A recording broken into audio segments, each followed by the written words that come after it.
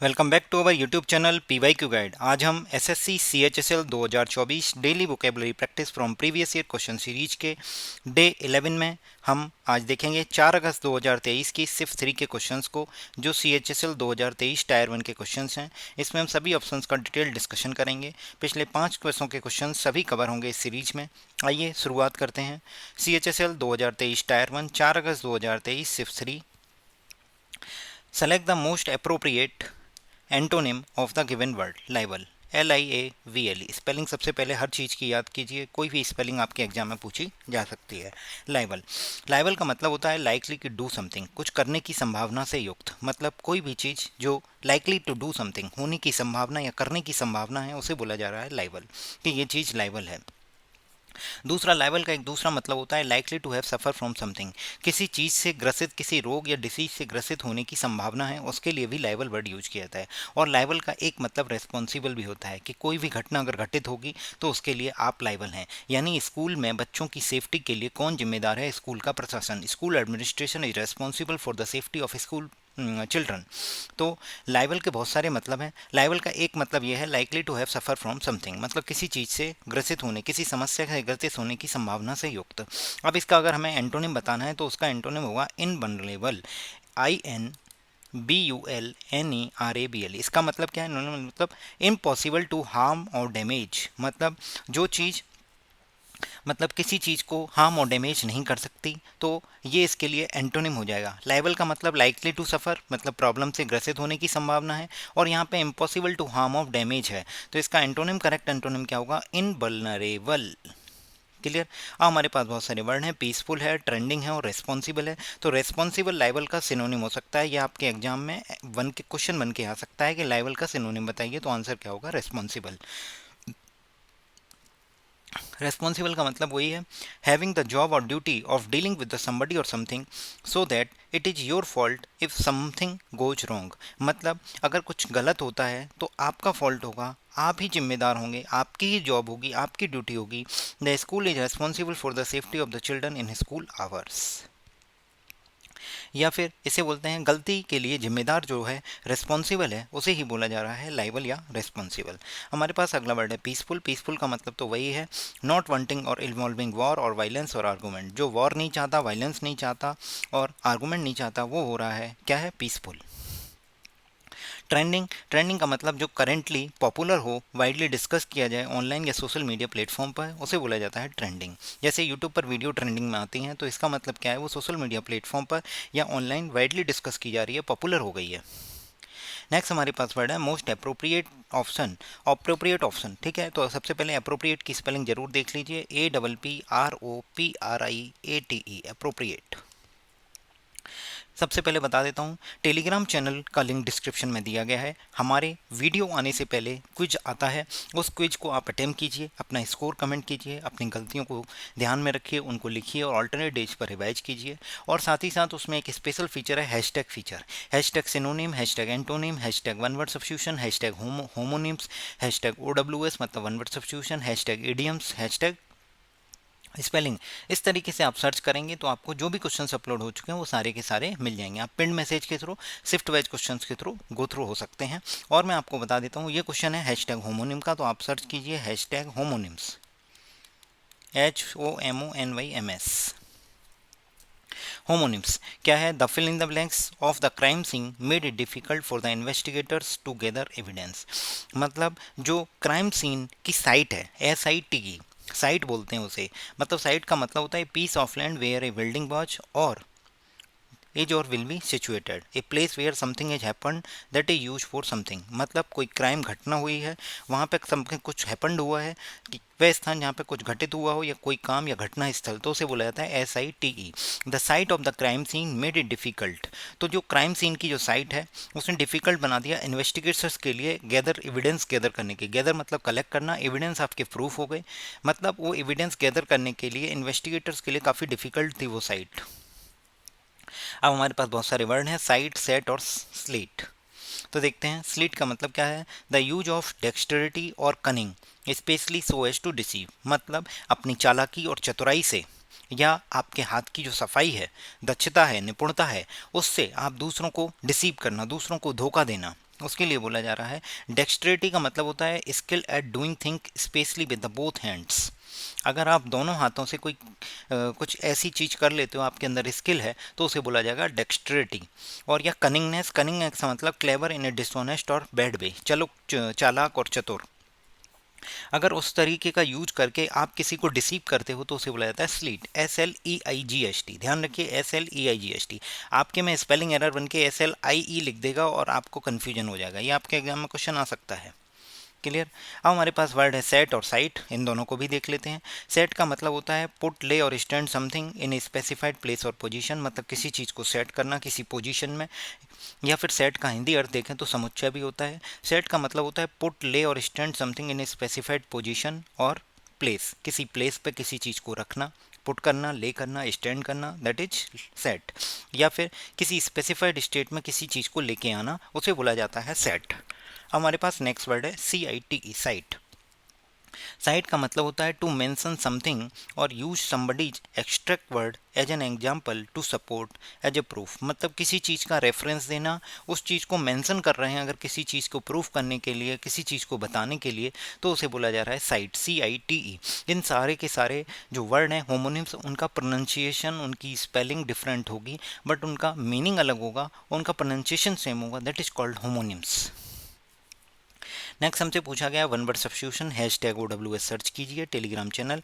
अगर आप चैनल पर नए हैं तो चैनल को सब्सक्राइब कीजिए और अपने दोस्तों के साथ शेयर कीजिए। आपके आने वाले जुलाई के एग्जाम में CHSL में ये वीडियो बहुत ही हेल्पफुल होने वाली है। The company was known for its deserving respect और admiration business practices and honest and fair ethical standard. तो कंपनी किसके लिए फेमस है? डिजर्विंग रेस्पेक्ट के लिए, एडवायरिंग बिजनेस प्रैक्टिसेज मतलब उसकी एडमायरेशन मतलब प्रशंसनीय, बिजनेस की स्पेलिंग देख लीजिए BUSINESS आता है, प्रैक्टिसेज उसने जो बिजनेस प्रैक्टिसेज की हैं उनको वो एडमायरेबल हैं। Honest and fair ethical standard, उनके जो मानक हैं वो ऑनेस्ट एंड फेयर हैं उसके लिए। तो इसके लिए जो वन वर्ड सब्स्टिट्यूशन होता है वो है ऑनरेबल। क्या है? ऑनरेबल। वैसे आपको ये सारे के सारे एक दूसरे से मिलते जुलते लगेंगे बट इसके लिए अप्रोप्रिएट वर्ड होगा वो होगा क्या? ऑनरेबल। ऑनरेबल का मतलब होता है सम्मानजनक, सम्मानपूर्ण, acting in a way that make people respect you and having और शोइंग ऑनर, मतलब दूसरों को रेस्पेक्ट देना, ऑनर देना, उसे बोला जा रहा है ऑनरेबल। अब बहुत सारे वर्ड हैं, रेस्पेक्टेबल, डिसेंट और ट्रस्टवर्दी। तो रेस्पेक्ट क्या हो? रेस्पेक्टेबल हो गया considered by the society to good proper और करेक्ट। कोई भी चीज़ सोसाइटी के द्वारा अगर गुड, अच्छी या प्रॉपर या करेक्ट मानी जाती है तो उसे बोला जाता है रेस्पेक्टेबल, सम्मान योग्य है, वो आदरणीय है। बट अगर कंपनी के लिए यूज किया जाएगा तो ऑनरेबल वर्ड होगा और रेस्पेक्टेबल एक पर्सन के लिए यूज किया जाएगा। ट्रस्टवर्दी, ट्रस्टवर्दी का मतलब होगा that you can depend on, मतलब भरोसेमंद है, विश्वसनीय है। That you can depend on, good, sincere और ऑनेस्ट, मतलब वो इतनी ईमानदार है कि आप उस पर भरोसा कर सकते हो, इतनी अच्छी, इतनी सिंसियर है, किसी चीज़ पे वो आप भरोसा कर सकते हो, उसे बोला जा रहा है ट्रस्टवर्दी। डिसेंट, डिसेंट का मतलब होता है शालीन, उचित और उपयुक्त, मतलब बीइंग एन एक्सेप्टेबल स्टैंडर्ड और सेटिस्फैक्टरी, मतलब जो एक्सेप्टेबल स्टैंडर्ड के अकॉर्डिंग है उसे बोला जा रहा है आप डिसेंट, डिसेंट बॉय, डिसेंट है, सेटिस्फैक्टरी। इथिकल, इथिकल मतलब आपके सही और गलत के बिलीफ से कनेक्टेड जो है, अनुचित और अनुच के विचार में नैतिकता, उसे बोला जा रहा है इथिकल। नेक्स्ट हमसे एंटोनिम पूछा गया, सर्च कीजिए #एंटोनिम्स, ANTONYMS, आपको एंटोनिम के सभी क्वेश्चंस मिल जाएंगे।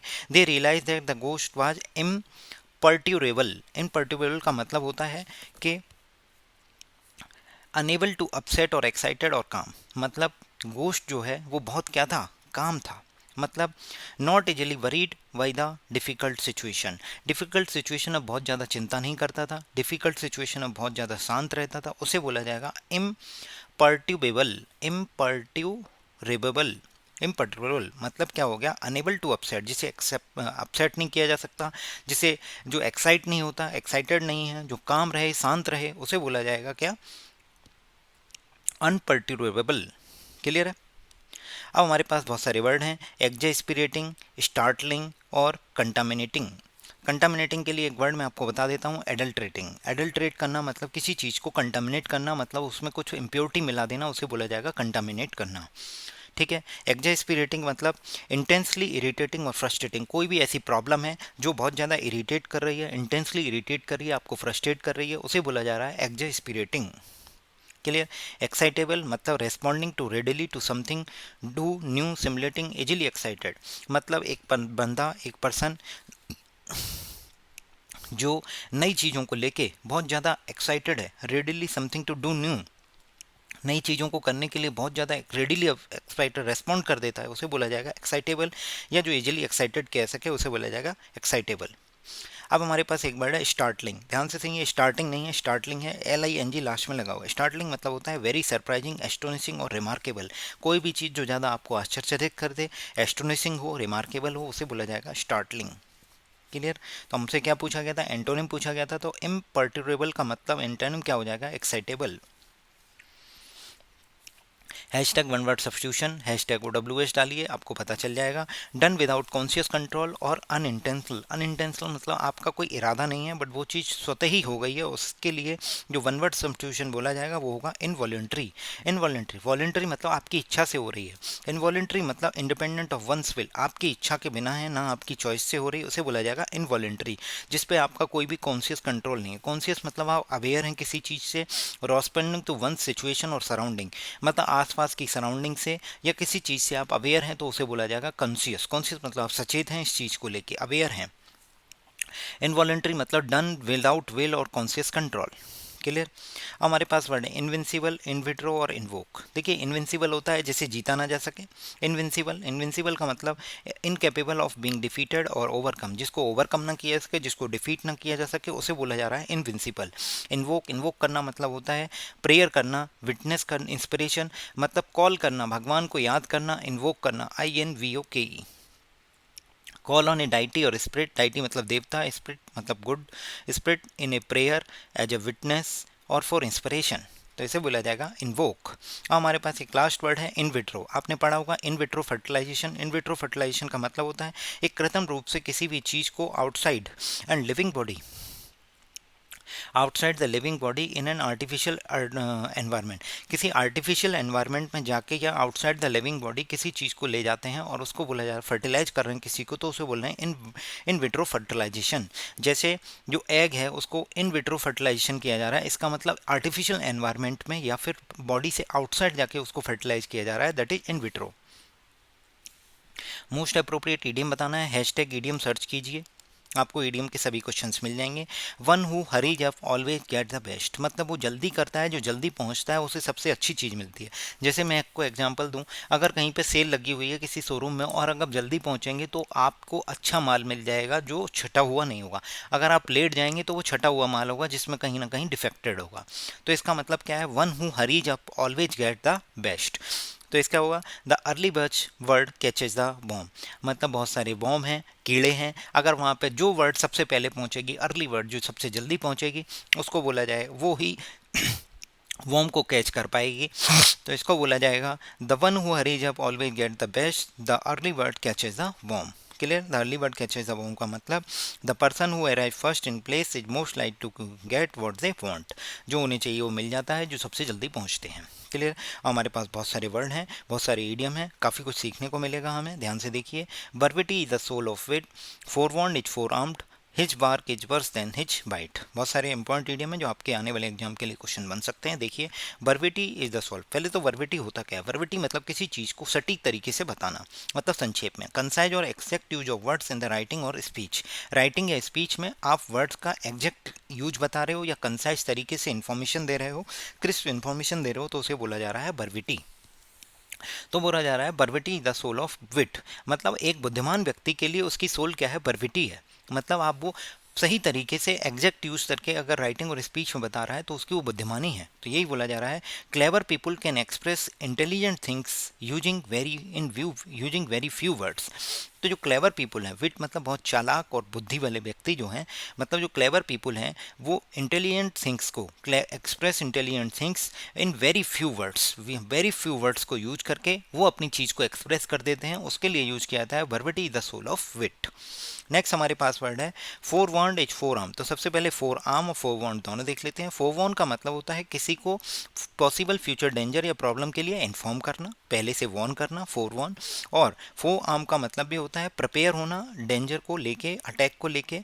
अनदर अनडिजायरेबल फ्यूचर इवेंट, मतलब किसी डेंजर या अटैक या अनडिजायरेबल फ्यूचर इवेंट को लेके आप अगर प्रिपेयर हो रहे हो तो फोर आर्म, मतलब अपने जो हथियार हैं वो अपने आर्म जो हैं हथियार हैं वो अपने हाथ में ले लिए हैं, फोर आर्म। फोर आर्म और forewarned दोनों समझ में आ गए हैं, तो इस मीनिंग का मतलब भी समझ में आ जाएगा। forewarned is forearmed, मतलब those who know that something is coming are better prepared to face that then those who do not know, मतलब जिनको पता है कि कुछ डेंजर या प्रॉब्लम आने वाली है तो जो प्रिपेयर हो रहे हैं उससे अच्छे हैं जिनको पता ही नहीं है कि कुछ होने वाला है। तो मतलब जिनको पता ही नहीं है कुछ होने वाला है वो तो तैयार ही नहीं होंगे, और जिनको पता है कि कुछ होने वाला है, कुछ ऐसा डेंजर और प्रॉब्लम आने वाली है तो वो तैयार होंगे। तो यही कह रहा है those who know that something is coming are better prepared, जिनको पता है कुछ होने वाला है वो बेटर प्रिपेयर्ड हैं to face it then those who do not know, जिनको पता नहीं है। जैसे अगर एग्जाम की डेट से आप अवेयर हैं कि एग्जाम की डेट आने वाली है तो आप अवेयर हैं उस चीज़ से, आप पहले से प्रिपेयर्ड हो जाएंगे। उन लोगों से बेटर प्रिपेयर्ड होंगे जिन लोगों को पता ही नहीं है कि एग्जाम आने वाला है।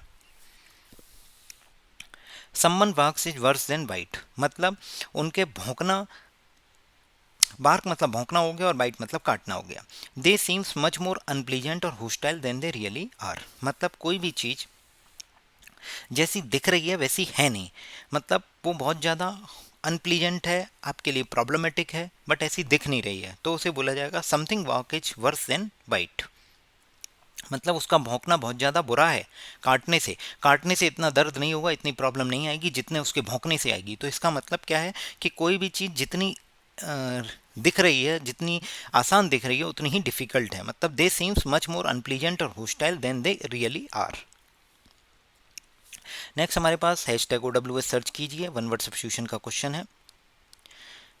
Denmark was a type of government where power is held by the wealthiest member of the society. The wealthiest मतलब सुपरलेटिव डिग्री, सोसाइटी के जो वेल्थिएस्ट मेंबर हैं उनके द्वारा अगर कोई गवर्नमेंट रन होती है या उनके पास पावर होती है, उनके कंट्रोल में होती है, तो उसे बोला जाता है plutocracy, government by the wealthy people. हमारे पास बहुत सारे वर्ड हैं, डेमोक्रेसी है, मोनार्की है, ओलिगार्ची है। ओलिगार्ची मतलब एक ग्रुप ऑफ पीपल के द्वारा, अगर small group of people having control और कंट्री और ऑर्गेनाइजेशन, एक कंट्री या ऑर्गेनाइजेशन को कंट्रोल कर रहे होते हैं तो उसके लिए वर्ड होता है ओलिगार्ची, OLIGARCHY। मोनार्की का मतलब होता है कि जो मोनार्क या हेड जो होते हैं गवर्नमेंट के, उसे बोला जाता है मोनार्की, मतलब राजा महाराजाओं वाली। उसके बाद हमारे पास अगला वर्ड है डेमोक्रेसी। डेमोक्रेसी के लिए एक इंपॉर्टेंट आपके लिए जीएस का क्वेश्चन है कि democracy is the government of people by the people और फॉर द पीपल। ये किसने कहा था? अब्राहम लिंकन ने, जो कि यूएसए के 16th प्रेसिडेंट थे। यूएसए के 16th प्रेसिडेंट थे। आपके एसएससी में ये भी पूछा जा सकता है कि अब्राहम लिंकन के द्वारा दिया गया स्टेटमेंट है democracy is the for the people by the people, of the people, by the people and for the people. तो डेमोक्रेसी जो है, तो डेमोक्रेसी के लिए आपसे पूछा जा सकता है कि ये स्टेटमेंट किसने दिया है, तो अब्राहम लिंकन। तो अब्राहम लिंकन जी जो 16वें प्रेसिडेंट थे, ये आपको ध्यान रखना है यूएसए के। डेमोक्रेसी क्या है कि एक सिस्टम ऑफ गवर्नमेंट है जिसमें होल पॉपुलेशन एलिजिबल है। कौन सी? एडल्ट पॉपुलेशन 18+ मेंबर्स, अपने मेंबर्स को चुनने के लिए टिपिकली इलेक्टेड रिप्रेजेंटेटिव यूज होते हैं वहाँ पे, तो उसके लिए यूज होता है डेमोक्रेसी। लोगों के हाथ में पावर होती है। Democracy is the for the people by the people of the people. Staying healthy and exercising daily enhance N athletes ability. अगर आप हेल्दी, स्टेइंग एंड अच्छा खा रहे हो, हेल्दी रह रहे हो और साथ ही साथ डेली एक्सरसाइज कर रहे हो, तो उस एथलीट की एबिलिटी को इन्हेंस करता है, इंक्रीज करता है। इन्हेंस मतलब इंप्रूव करना, इंक्रीज करना। एक्सरसाइजिंग आप समझ गए, हेल्दी आपको पता है। एथलीट की स्पेलिंग क्या होती है? ATHLETE, LETE होता है, LETE। इन्होंने क्या रखा है, क्या लगा रखा है? ATHE, एक ई पहले एक्स्ट्रा लगा दिया है और ये ई टी के बाद आना चाहिए। इन्होंने लिखी है ATHELETE, तो ये गलत हो गई। ये ई यहाँ नहीं आएगा, ये ई यहाँ आएगा। क्लियर? तो एथलीट वो पर्सन होता है जो स्पोर्ट्स में प्रोफिशिएंट हो या physical exercise, other forms of physical exercise में क्या हो? प्रोफिशिएंट, निपुण हो। PROFICIENT, प्रोफिशिएंट मतलब निपुण हो। नेक्स्ट क्वेश्चन नंबर 13 देखते हैं। मोस्ट अप्रोप्रिएट एंटोनिम बताना है, तो आप सर्च कीजिए hashtag antonyms, ANTONYMS।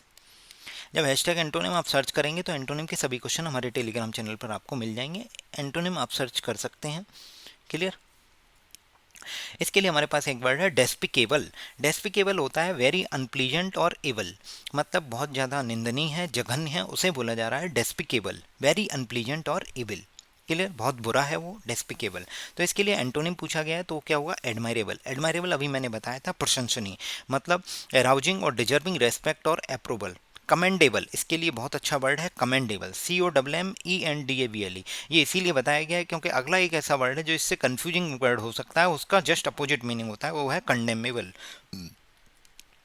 CONDEMNATION। Deserving strong condemnation मतलब निंदा, कंप्लीटली अनएक्सेप्टेबल, उसके लिए वर्ड यूज होता है डेप्लोरेबल। क्या है? डेप्लोरेबल का मतलब हो गया जिस जो रेस्पेक्ट डिजर्व नहीं करता, अनएक्सेप्टेबल है कंप्लीटली, उसे बोला जा रहा है डेप्लोरेबल। तो यहाँ पे यूज वर्ड हुआ कमेंडेबल, यहाँ condemnation, CONDEMNATION, clear? Condemned, condemned, CONDEMNATION, deplorable हो गया। नेक्स्ट हमारे पास रोटेशनल वर्ड है और ऑफेंसिव। ऑफेंसिव तो आप समझ गए, जो चीज़ अनप्लीजेंट और इंसल्टिंग है, अपमानजनक है, ये दोनों एक दूसरे के सिनोनिम हो सकते हैं, ठीक है? ये भी अनप्लीजेंट है, ये भी अनप्लीजेंट है, इंसल्टिंग है, उसे बोला जा रहा है ऑफेंसिव। अब रोटेशनल, रोटेशनल का मतलब होता है कि अपनी सर्कुलर मूवमेंट एक्सिस या सेंटर के थ्रू उसे बोला जा रहा है रोटेशनल। मैं आपसे एक क्वेश्चन पूछ रहा हूँ, आप मुझे कमेंट करके बताइए कि रोटेशन और रिवॉल्यूशन में क्या फ़र्क है? रोटेशन वर्सेस रिवॉल्यूशन पहले भी हमारे एग्जाम्स में पूछा जा चुका है। REVOLUTION, revolution. रोटेशन और रिवॉल्यूशन में फ़र्क आप मुझे बताइए, क्या डिफरेंस है? कमेंट करके आप मुझे बताइए। ये मैंने इसी वीडियो की सीरीज में डिस्कस किया है। इनकरेक्टली स्पेल्ड वर्ड बताना है, परसिस्टेंट, रिपीटिशन, ओवरब्लेमिंग, ऑडासियस। ये सारी की सारी स्पेलिंग सही है। ओवरब्लेमिंग की स्पेलिंग गलत है, क्यों? ओवरब्लेमिंग में WH और आएगा, WH, सॉरी। ओवरब्लेमिंग होता है वेरी सॉरी, ओवरब्लेमिंग होता है वेरी ग्रेट इन अमाउंट। कोई भी चीज़ जो बहुत ज़्यादा अमाउंट में है, ओवरब्लेमिंग। जैसे अगर बोला जाए कि पार्टी जो है वो, जैसे NDA गवर्नमेंट ओवरवेलमिंग सपोर्ट से जीत गई, तो the his party won overwhelming support, उसको बहुत ज़्यादा सपोर्ट मिला, very great in amount. Spelling क्या है? OVERWHELMING, overwhelming. हमारे पास बहुत सारे वर्ड हैं, परसिस्टेंट है, रिपीटेशन है और ऑडासियस है। देख लेते हैं रिपीटेशन क्या होता है। रिपीटेशन मतलब किसी चीज़ को बार बार दोहराना, डूइंग समथिंग अगेन और समथिंग दैट यू डू और दैट हैपन्स अगेन। मतलब कोई भी चीज़ जो बार बार घटित हो या बार बार दोहराई जाए तो उसे बोला जाएगा रिपीटेशन। स्पेलिंग देख लीजिए, REPE। देखिए रिपीट की स्पेलिंग क्या होती है? REPEAT। जब रिपीट में रिपीटेशन लगेगा तो PA हट जाएगा और TITION लगेगा। क्लियर? अब हमारे पास अगला वर्ड है परसिस्टेंट। परसिस्टेंट का मतलब होता है PERSISTENT। परसिस्टेंट मतलब किसी चीज़ को लगातार करते रहना, इवन डिफिकल्टी आए तब भी। कंटिन्यूइंग टू डू समथिंग और try to do something even though it is difficult और other people want you to stop. मतलब दूसरे लोग चाहते हैं आप उस चीज़ के लिए स्टॉप करो, या इतनी सारी परेशानी है तब भी आप परसिस्टेंटली इसी काम को कर रहे हो, उसे बोला जा रहा है परसिस्टेंट। ऑडासियस क्या होता है? कोई भी निर्भीक या निडर व्यक्ति को बोलते हैं जिसे किसी चीज़ का खतरा नहीं होता। विलिंग टू टेक रिस्क और समथिंग शॉकिंग, मतलब जो रिस्क लेने के लिए तैयार रहता है उसे बोला जाएगा ऑडासियस। निर्भीक और निडर, बोल्ड। मोस्ट अप्रोप्रिएट एंटोनिम बताना है, हैशटैग एंटोनिम आप सर्च कीजिए, ANTONYMS। She was in a state of ecstasy, ECSTASY। Ecstasy होता है extreme happiness, extreme pleasure, joyfulness, a feeling और state of great happiness, ECSTASY। और हमसे जो पूछा गया है जॉयफुलनेस, इसका सिनोनिम हो जाएगा being extremely happy, joyfulness. Clear? Joyfulness इसका सिनोनिम है। बट हमसे एंटोनिम पूछा है तो एंटोनिम हम बताते हैं आपको, एबेस, इंस्पिरेशन और एगोनी। तो एबेस क्या होता है, एगोनी क्या होता है और inspiration.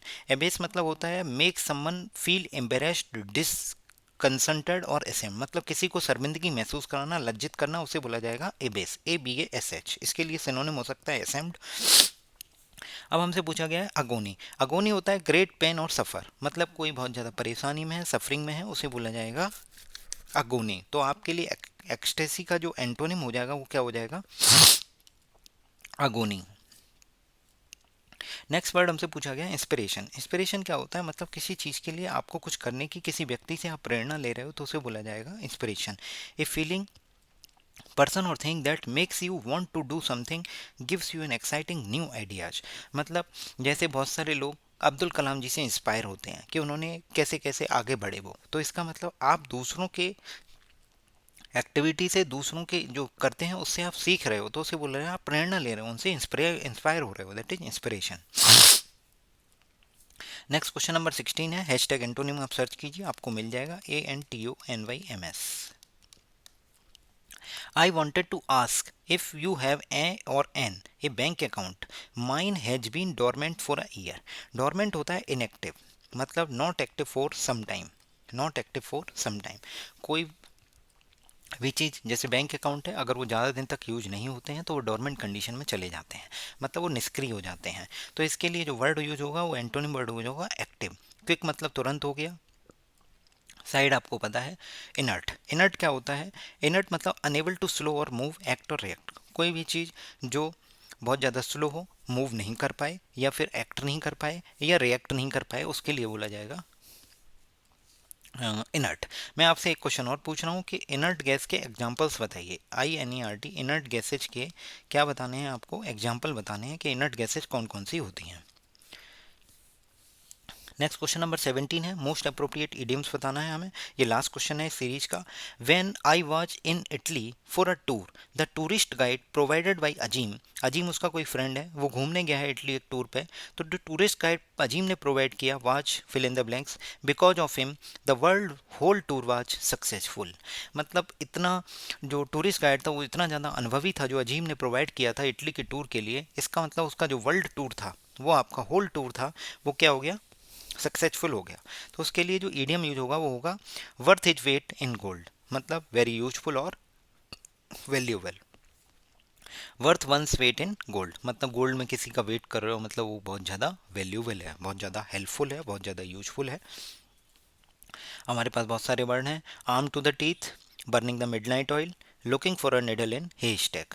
Arm to the teeth का मतलब होता है कैरिंग मैनी वेपन्स। आर्म से मतलब आप समझ गए वेपन से रिलेटेड है। टीथ मतलब अगर आप दांतों में बहुत सारे वो लेके जा रहे हो जो कारतूस हैं या फिर बॉम्ब जिन्हें दांत से खोल के फिर फेंक दिया जाता है, तो इसका मतलब आप बहुत सारे वेपन कैरी कर रहे हो, carrying many weapons. Burn the midnight oil का मतलब होता है रीड और work a late into the night, मतलब आप बहुत ज़्यादा मेहनत कर रहे हो। मिडनाइट ऑयल मतलब हो गया आप बहुत ज़्यादा रात तक काम करते हो। रीड और work late into the night. Clear? तो ये हो गया बर्न द मिडनाइट ऑयल। अब हमारे पास लास्ट क्वेश्चन है, last idiom, looking for a needle in a haystack. Haystack होता है सूखी घास का जो पाइल होता है, ढेर होता है, स्टेक उसे बोला जाएगा। हे सूखी घास होती है, स्टेक चट्टा हो गया, तो haystack. Looking for a needle, अगर आप इसमें एक निडल ढूंढने की कोशिश करोगे तो ये क्या है? एक इम्पॉसिबल और एक्सट्रीमली डिफिकल्ट टास्क है। समथिंग दैट इज इम्पॉसिबल और extremely difficult to find, specially because the area you have to search is too large. मतलब एक बहुत बड़े एरिया में, बहुत बड़े हे स्टेक में आप एक निडल ढूंढने की कोशिश कर रहे हो, तो इसका मतलब आप एक डिफिकल्ट टास्क को करने की कोशिश कर रहे हो जो कि इम्पॉसिबल है। अब मैं आपको बता देता हूँ हमारे Telegram channel PYQ guide official का लिंक, टेलीग्राम चैनल का लिंक डिस्क्रिप्शन में दिया गया है, आप जाके ज्वाइन कर सकते हैं। यहाँ पे वोकैब का फ्री क्विज डेली आता है, वोकैब की वीडियो 12 बजे आती है। उससे पहले हमारा क्विज आता है, आप क्विज अटैम्प्ट कीजिए, क्वेश्चंस को अटैम्प्ट कीजिए, जो क्वेश्चंस गलत हो रहे हैं उनको नोट डाउन कीजिए, ऑल्टरनेटिवली अपनी मिस्टेक्स को रिवाइज कीजिए, क्योंकि आपके मार्क्स तभी बढ़ सकते हैं, आप अपना सिलेक्शन इंश्योर कर सकते हो अगर आप अपनी सिली मिस्टेक्स को रोक लोगे। अच्छी रैंक से सेलेक्ट हो गए, एक ही बार में आपको अच्छी जगह पोस्टिंग मिलेगी, बार बार सीजीएल की ट्रैप से मुक्त हो जाओगे, क्योंकि सीजीएल में ज़रूरी नहीं कि हर साल उतनी ही वैकेंसी आए। क्लियर? फर्स्ट ऑफ ऑल, अगर आप चैनल पर नए हैं तो सब्सक्राइब कीजिए, जो क्वेश्चंस मैंने आपसे पूछे हैं वो कमेंट करके बताइए मुझे, इनर्ट गैसेज कौन कौन सी होती हैं। लाइक कीजिए, शेयर कीजिए, अपने दोस्तों के साथ ज़रूर शेयर कीजिए, उनके लिए भी बहुत ज़्यादा हेल्पफुल है और आपके लिए भी हेल्पफुल रहेगी। और साथ ही साथ मैं आपको बता देता हूँ हमारे एसएससी गेम चेंजर को 99 रुपये में आप जाके ज्वाइन कर सकते हैं। वीडियो की लिंक डिस्क्रिप्शन में आपको दे दी जाएगी, देख सकते हैं उसके क्या क्या फीचर्स हैं जो आपके एग्जाम के लिए काफ़ी वरदान साबित होने वाला है, आपकी एसएससी की जर्नी को कम्प्लीटली बदल के रख देगा। 99 रुपये के पेमेंट के साथ आपको 1 साल की मेंबरशिप मिलेगी जून 2025 तक, जिसमें आपको 10,000 से भी ज़्यादा क्वेश्चन पिछले 15 सालों के और जो भी लेटेस्ट एग्जाम हो रहे हैं उनके क्वेश्चन आपको प्रोवाइड किए जाएंगे। Thank you so much, thank you.